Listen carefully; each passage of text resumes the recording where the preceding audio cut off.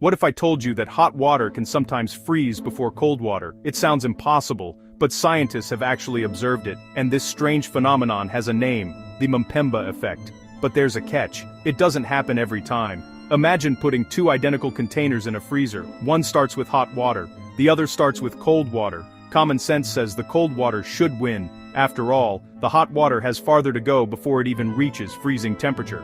So how could it possibly catch up? One possible reason is evaporation. Hot water can lose some of its mass as vapor, leaving less water that needs to freeze. But that's not the whole story. Heating water can also change dissolved gases, create convection currents, and alter how heat moves through the container.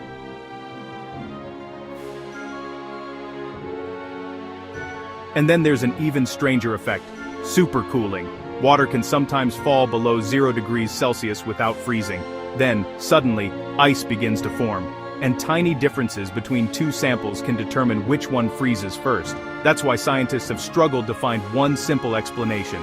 Different experiments can produce different results depending on the container, temperature, impurities, airflow, and exactly what freezing faster means. In fact, some carefully controlled experiments have failed to find a meaningful Mpemba effect at all. So this isn't a magic rule that says hot water always beats cold water. Instead, it's a reminder that something as ordinary as a glass of water can become surprisingly complicated when heat, matter, and phase changes interact. So, could hot water really freeze first? Sometimes, under the right conditions, yes. But scientists are still figuring out exactly when and why.